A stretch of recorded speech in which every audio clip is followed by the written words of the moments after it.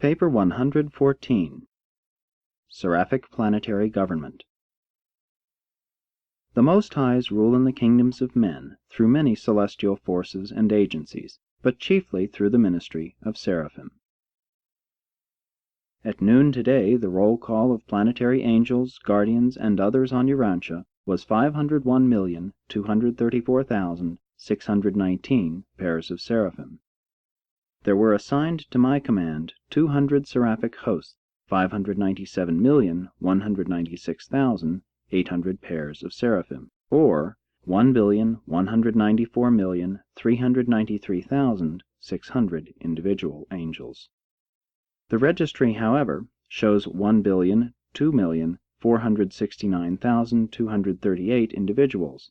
It follows, therefore, that 191,924,362 angels were absent from this world on transport, messenger, and death duty. On Urantia there are about the same number of cherubim as seraphim, and they are similarly organized. Seraphim and their associated cherubim have much to do with the details of the superhuman government of a planet, especially of worlds which have been isolated by rebellion. The angels, ably assisted by the midwayers, function on Urantia as the actual supermaterial ministers who execute the mandates of the resident Governor-General and all his associates and subordinates. Seraphim as a class are occupied with many assignments other than those of personal and group guardianship. Urantia is not without proper and effective supervision from the system, constellation, and universe rulers. But the planetary government is unlike that of any other world in the Satania system, even in all Nebadon. This uniqueness in your plan of supervision is due to a number of unusual circumstances. 1. The life modification status of Urantia. 2. The exigencies of the Lucifer Rebellion. 3. The disruptions of the Adamic default. 4. The irregularities growing out of the fact that Urantia was one of the bestowal worlds of the universe sovereign. Michael of Nebadon is the planetary prince of Urantia. 5. The special function of the 24 planetary directors. 6. The location on the planet of an archangel's circuit. 7. The more recent designation of the one-time incarnated Makaventa Melchizedek as vicegerent planetary prince. 1. The sovereignty of Urantia. The original sovereignty of Urantia was held in trust by the sovereign of the Satania system. It was first delegated by him to a joint commission of Melchizedeks and life carriers, and this group functioned on Urantia until the arrival of a regularly constituted planetary prince. Subsequent to the downfall of Prince Caligastia, at the time of the Lucifer Rebellion, Urantia had no sure and settled relationship with the local universe and its administrative divisions until the completion of Michael's bestowal in the flesh, when he was proclaimed, by the Union of Days, planetary prince of Urantia. Such a proclamation, in surety and in principle, forever settled the status of your world, but in practice the sovereign Creator's Son made no gesture of personal administration of the planet, aside from the establishment of the Jerusalem Commission of 24 former Urantians, with authority to represent him in the government of Urantia and all other quarantined planets in the system. One of this council is now always resident on Urantia as the resident Governor-General. Vicegerent authority to act for Michael as planetary prince has been recently vested in Makaventa Melchizedek, but this son of the local universe has made not the slightest move toward modifying the present planetary regime of the successive administrations of the resident Governors-General. There is little likelihood that any marked change will be made in the government of Urantia during the present dispensation unless the vicegerent planetary prince should arrive to assume his titular responsibilities. It appears to certain of our associates that at some time in the near future the plan of sending one of the 24 counselors to Urantia to act as Governor-General will be superseded by the formal arrival of Makaventa Melchizedek with the vicegerent mandate of the sovereignty of Urantia. As acting planetary prince, he would undoubtedly continue in charge of the planet until the final adjudication of the Lucifer Rebellion, and probably on into the distant future of planetary settlement in light and life. Some believe that Makaventa will not come to take personal direction of Urantian affairs until the end of the current dispensation. Others hold that the vicegerent prince may not come as such until Michael sometime returns to Urantia as he promised when still in the flesh. Still others, including this narrator, look for Melchizedek's appearance any day or hour. 2. The Board of Planetary Supervisors. Since the times of Michael's bestowal on your world, the general management of Urantia has been entrusted to a special group on Jerusalem of 24 one-time Urantians. Qualification for membership on this commission is unknown to us, but we have observed that those who have been thus commissioned have all been contributors to the enlarging sovereignty of the Supreme in the system of Satania. By nature, they were all real leaders when they functioned on Urantia, and, excepting Makaventa Melchizedek, these qualities of leadership have been further augmented by Mansion World experience and supplemented by the training of Jerusalem citizenship. Members are nominated to the 24 by the Cabinet of Lanaforge, seconded by the Most High's Evidentia, approved by the assigned Sentinel of Jerusalem, and appointed by Gabriel of Salvington in accordance with the mandate of Michael. The temporary appointees function just as fully as do the permanent members of this commission of special supervisors. This board of planetary directors is especially concerned with the supervision of those activities on this world which result from the fact that Michael here experienced his terminal bestowal. They are kept in close and immediate touch with Michael by the liaison activities of a certain brilliant evening star, the identical being who attended upon Jesus throughout the mortal bestowal. At the present time, one John, known to you as the Baptist, is chairman of this council when it is in session on Jerusalem. But the ex officio head of this council is the assigned Sentinel of Satania, the direct and personal representative of the Associate Inspector on Salvington and of the Supreme Executive of Orvonton. The members of this same commission of former Urantians also act as advisory supervisors of the 36 other rebellion-isolated worlds of the system. They perform a very valuable service in keeping Lanaforge, the system sovereign, in close and sympathetic touch with the affairs of these planets, which still remain more or less under the over-control of the Constellation Fathers of Norlatiadek. These 24 counselors make frequent trips as individuals to each of the quarantined planets, especially to Urantia. Each of the other isolated worlds is advised by similar and varying-sized commissions of its one-time inhabitants, but these other commissions are subordinate to the Urantian group of 24. While the members of the latter commission are thus actively interested in every phase of human progress on each quarantined world in Satania, they are especially and particularly concerned with the welfare and advancement of the mortal races of Urantia, for they immediately and directly supervise the affairs of none of the planets except Urantia, and even here their authority is not complete, excepting in certain domains concerned with mortal survival. No one knows how long these 24 Urantia counselors will continue in their present status, detached from the regular program of universe activities. They will no doubt continue to serve in their present capacities until some change in planetary status ensues, such as the end of a dispensation, the assumption of full authority by Makaventa Melchizedek, the final adjudication of the Lucifer Rebellion, or the reappearance of Michael on the world of his final bestowal. The present Resident Governor-General of Urantia seems inclined to the opinion that all but Makaventa may be released for Paradise Ascension the moment the system of Satania is restored to the constellation circuits, but other opinions are also current. 3. The Resident Governor-General. Every 100 years of Urantia time, the Jerusalem Corps of 24 planetary supervisors designate one of their number to sojourn on your world to act as their executive representative, as Resident Governor-General. During the times of the preparation of these narratives, this executive officer was changed, the 19th so to serve being succeeded by the 20th. The name of the current planetary supervisor is withheld from you only because mortal man is so prone to venerate, even to deify, his extraordinary compatriots and superhuman superiors. The Resident Governor-General has no actual personal authority in the management of world affairs except as the representative of the 24 Jerusalem counselors. He acts as the coordinator of superhuman administration and is the respected head and universally recognized leader of the celestial beings functioning on Urantia. All orders of angelic hosts regard him as their coordinating director, while the United Midwayers, since the departure of 123 the First to become one of the 24 counselors, really look upon the successive governors-general as their planetary fathers. Although the governor-general does not possess actual and personal authority on the planet, he hands down scores of rulings and decisions each day which are accepted as final by all personalities concerned. He is much more of a fatherly advisor than a technical ruler. In certain ways he functions as would a planetary prince, but his administration much more closely resembles that of the material suns.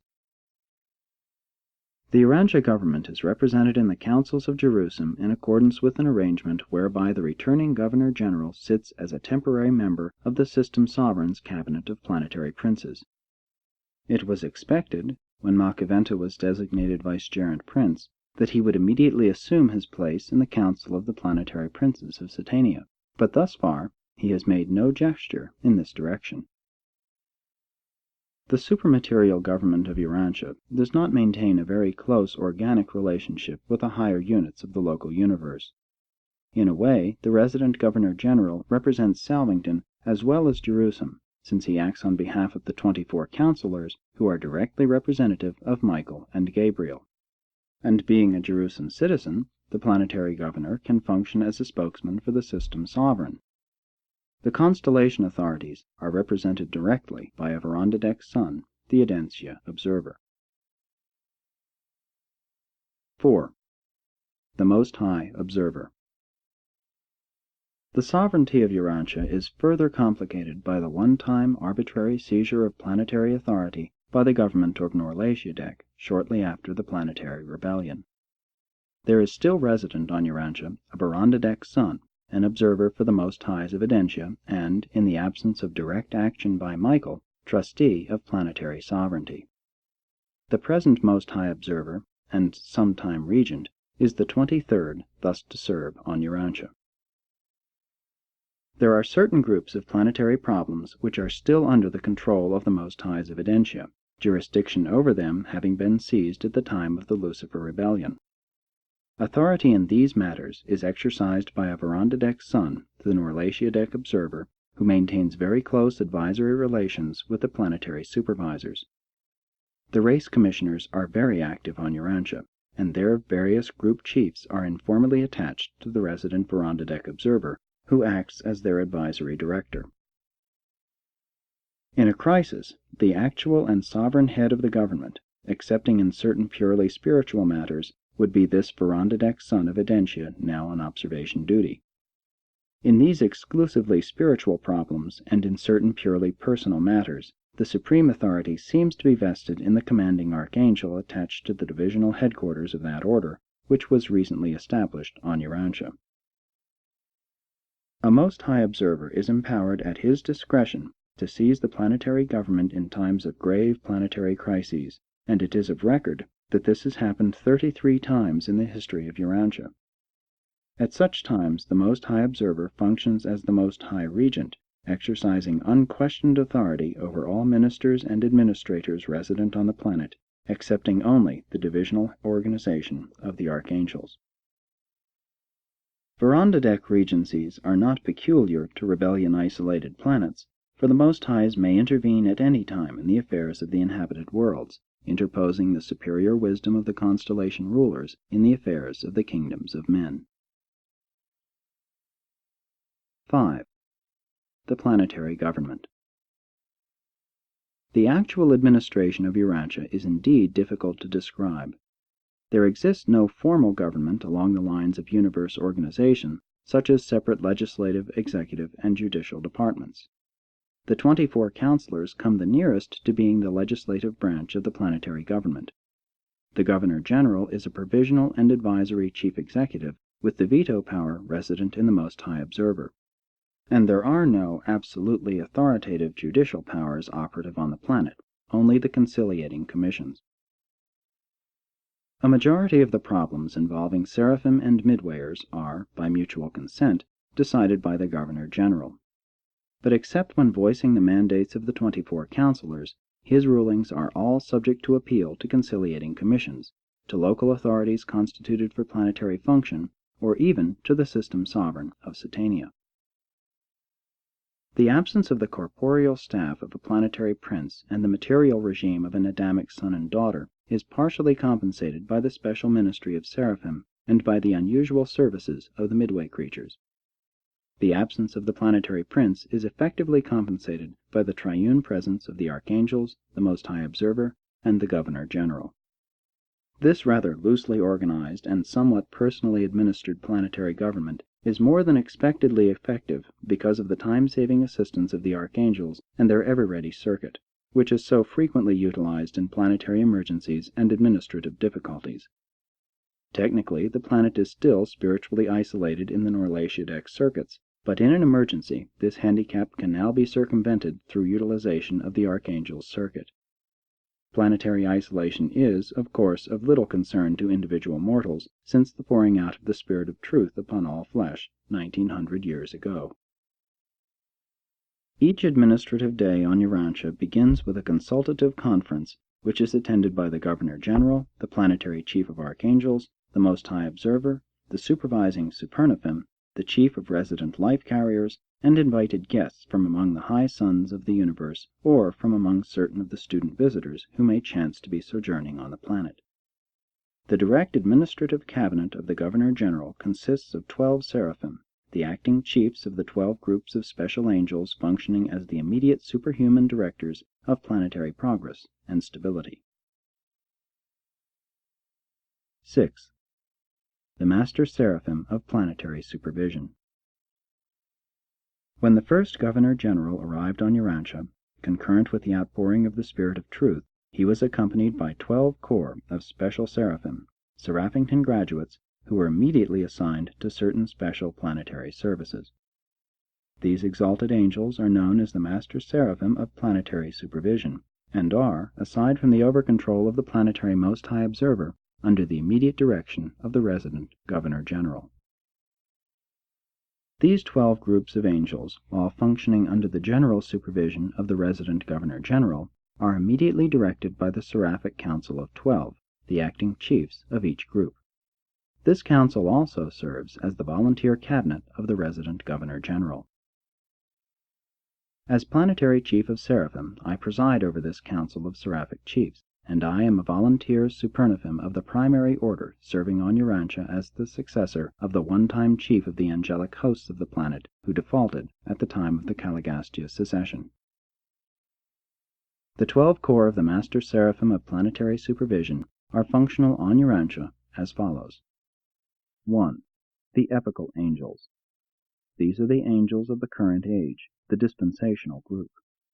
These celestial ministers are entrusted with the oversight and direction of the affairs of each generation as they are designed to fit into the mosaic of the age in which they occur. The present corps of epical angels serving on Urantia is the third group assigned to the planet during the current dispensation. 2. The Progress Angels. These seraphim are entrusted with the task of initiating the evolutionary progress of the successive social ages. They foster the development of the inherent progressive trend of evolutionary creatures. They labor incessantly to make things what they ought to be. The group now on duty is the second to be assigned to the planet. 3. The Religious Guardians. These are the angels of the churches, the earnest contenders for that which is and has been.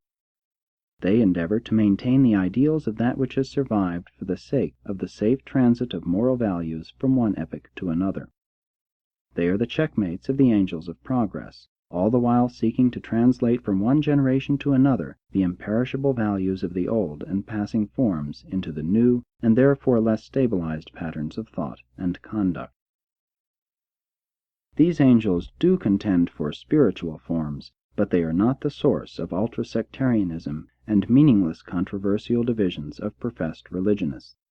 The corps now functioning on Urantia is the fifth thus to serve. 4. The Angels of Nation Life. These are the angels of the trumpets, directors of the political performances of Urantia national life. The group now functioning in the over-control of international relations is the fourth corps to serve on the planet. It is particularly through the ministry of this Seraphic division that the Most Highs rule in the kingdoms of men. 5. The angels of the races. Those who work for the conservation of the evolutionary races of time, regardless of their political entanglements and religious groupings. On Urantia there are remnants of 9 human races which have commingled and combined into the people of modern times. These Seraphim are closely associated with the ministry of the race commissioners, and the group now on Urantia is the original corps assigned to the planet soon after the day of Pentecost. 6. The angels of the future. These are the projection angels, who forecast a future age and plan for the realization of the better things of a new and advancing dispensation. They are the architects of the successive eras. The group now on the planet has thus functioned since the beginning of the current dispensation. 7. The angels of enlightenment. Urantia is now receiving the help of the third corps of Seraphim dedicated to the fostering of planetary education. These angels are occupied with mental and moral training as it concerns individuals, families, groups, schools, communities, nations, and whole races. 8. The angels of health. These are the Seraphic ministers assigned to the assistance of those mortal agencies dedicated to the promotion of health and the prevention of disease. The present corps is the 6th group to serve during this dispensation. 9. The Home Seraphim. Urantia now enjoys the services of the 5th group of angelic ministers dedicated to the preservation and advancement of the home, the basic institution of human civilization. 10. The Angels of Industry. This Seraphic group is concerned with fostering industrial development and improving economic conditions among the Urantia peoples. This corps has been 7 times changed since the bestowal of Michael. 11. The Angels of Diversion. These are the Seraphim who foster the values of play, humor, and rest. They ever seek to uplift man's recreational diversions and thus to promote the more profitable utilization of human leisure. The present corps is the 3rd of that order to minister on Urantia. 12. The Angels of Superhuman Ministry. These are the angels of the angels, those Seraphim who are assigned to the ministry of all superhuman life on the planet, temporary or permanent. This corps has served since the beginning of the current dispensation. When these groups of Master Seraphim disagree in matters of planetary policy or procedure, their differences are usually composed by the Governor-General, but all his rulings are subject to appeal in accordance with the nature and gravity of the issues involved in the disagreement. None of these angelic groups exercise direct or arbitrary control over the domains of their assignment. They cannot fully control the affairs of their respective realms of action, but they can and do so manipulate planetary conditions and so associate circumstances as favorably to influence the spheres of human activity to which they are attached. The Master Seraphim of planetary supervision utilize many agencies for the prosecution of their missions. They function as ideational clearinghouses, mind focalizers, and project promoters. While unable to inject new and higher conceptions into human minds, they often act to intensify some higher ideal which has already appeared within a human intellect. But aside from these many means of positive action, the Master Seraphim ensure planetary progress against vital jeopardy through the mobilization, training, and maintenance of the Reserve Corps of Destiny. The chief function of these reservists is to ensure against breakdown of evolutionary progress. They are the provisions which the celestial forces have made against surprise. They are the guarantees against disaster. 7. The Reserve Corps of Destiny. The Reserve Corps of Destiny consists of living men and women who have been admitted to the special service of the superhuman administration of world affairs. This corps is made up of the men and women of each generation who are chosen by the spirit directors of the realm to assist in the conduct of the ministry of mercy and wisdom to the children of time on the evolutionary worlds. It is the general practice in the conduct of the affairs of the Ascension plans to begin this liaison utilization of mortal will creatures immediately they are competent and trustworthy to assume such responsibilities. Accordingly, as soon as men and women appear on the stage of temporal action with sufficient mental capacity, adequate moral status, and requisite spirituality, they are quickly assigned to the appropriate celestial group of planetary personalities as human liaisons, mortal assistants.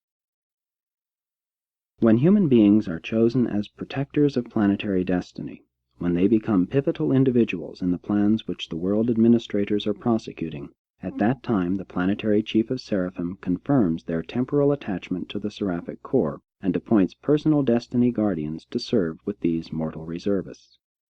All reservists have self-conscious adjusters, and most of them function in the higher cosmic circles of intellectual achievement and spiritual attainment. Mortals of the realm are chosen for service in the Reserve Corps of Destiny on the inhabited worlds because of 1. Special capacity for being secretly rehearsed for numerous possible emergency missions in the conduct of various activities of world affairs. 2. Wholehearted dedication to some special social, economic, political, spiritual, or other cause, coupled with willingness to serve without human recognition and rewards. 3. The possession of a thought adjuster of extraordinary versatility and probable pre-Urantia experience in coping with planetary difficulties and contending with impending world emergency situations. Each division of planetary celestial service is entitled to a liaison corps of these mortals of destiny standing. The average inhabited world employs 70 separate corps of destiny, which are intimately connected with the superhuman current conduct of world affairs. On Urantia there are 12 reserve corps of destiny, one for each of the planetary groups of Seraphic supervision. The 12 groups of Urantia destiny reservists are composed of mortal inhabitants of the sphere who have been rehearsed for numerous crucial positions on Earth and are held in readiness to act in possible planetary emergencies. This combined corps now consists of 962 persons. The smallest corps numbers 41, and the largest 172. With the exception of less than a score of contact personalities, the members of this unique group are wholly unconscious of their preparation for possible function in certain planetary crises. These mortal reservists are chosen by the corps to which they are respectively attached, and are likewise trained and rehearsed in the deep mind by the combined technique of thought adjuster and seraphic guardian ministry. Many times numerous other celestial personalities participate in this unconscious training, and in all this special preparation the midwayers perform valuable and indispensable services. On many worlds, the better adapted secondary midway creatures are able to attain varying degrees of contact with the thought adjusters of certain favorably constituted mortals through the skillful penetration of the minds of the latter's indwelling. And it was by just such a fortuitous combination of cosmic adjustments that these revelations were materialized in the English language on Urantia. Such potential contact mortals of the evolutionary worlds are mobilized in the numerous reserve corps, and it is, to a certain extent, through these small groups of forward-looking personalities that spiritual civilization is advanced and the Most Highs are able to rule in the kingdoms of men.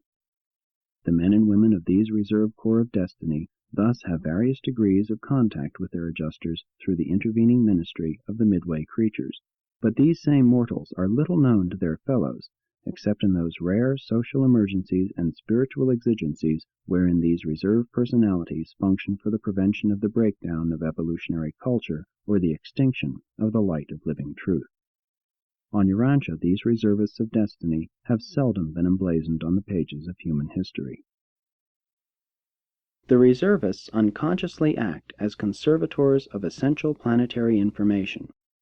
Many times, upon the death of a reservist, a transfer of certain vital data from the mind of the dying reservist to a younger successor is made by a liaison of the two thought adjusters. The adjusters undoubtedly function in many other ways unknown to us, in connection with these reserve corps. On Urantia, the reserve corps of destiny, though having no permanent head, does have its own permanent councils which constitute its governing organization. These embrace the Judiciary Council, the Historicity Council, the Council on Political Sovereignty, and many others. From time to time, in accordance with the Corps organization, titular mortal heads of the whole Reserve Corps have been commissioned by these permanent councils for specific function. The tenure of such reservist chiefs is usually a matter of a few hours' duration, being limited to the accomplishment of some specific task at hand. The Urantia Reserve Corps had its largest membership in the days of the Adamites and Andites, steadily declining with the dilution of the violet blood, and reaching its low point around the time of Pentecost, since which time Reserve Corps membership has steadily increased. The Cosmic Reserve Corps of universe-conscious citizens on Urantia now numbers over 1,000 mortals whose insight of cosmic citizenship far transcends the sphere of their terrestrial abode, but I am forbidden to reveal the real nature of the function of this unique group of living human beings. Urantia mortals should not allow the comparative spiritual isolation of their world from certain of the local universe circuits to produce a feeling of cosmic desertion or planetary orphanage. There is operative on the planet a very definite and effective superhuman supervision of world affairs and human destinies. But it is true that you can have, at best, only a meager idea of an ideal planetary government. Since the early times of the Planetary Prince, Urantia has suffered from the miscarriage of the divine plan of world growth and racial development. The loyal inhabited worlds of Satania are not governed as is Urantia. Nevertheless, compared with the other isolated worlds, your planetary governments have not been so inferior. Only one or two worlds may be said to be worse, and a few may be slightly better, but the majority are on a plane of equality with you. No one in the local universe seems to know when the unsettled status of the planetary administration will terminate. The Nebadon Melchizedeks are inclined to the opinion that little change will occur in the planetary government and administration until Michael's second personal arrival on Urantia. Undoubtedly at this time, if not before, sweeping changes will be effected in planetary management. But as to the nature of such modifications of world administration, no one seems to be able even to conjecture. There is no precedent for such an episode in all the history of the inhabited worlds of the universe of Nebadon. Among the many things difficult to understand concerning the future government of Urantia, a prominent one is the location on the planet of a circuit and divisional headquarters of the archangels. Your isolated world is not forgotten in the councils of the universe. Urantia is not a cosmic orphan stigmatized by sin and shut away from divine watch care by rebellion.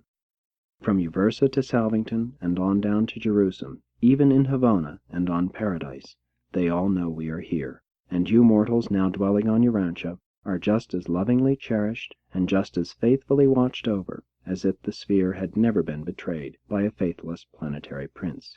Even more so. It is eternally true. The Father himself loves you. Presented by the Chief of Seraphim stationed on Urantia.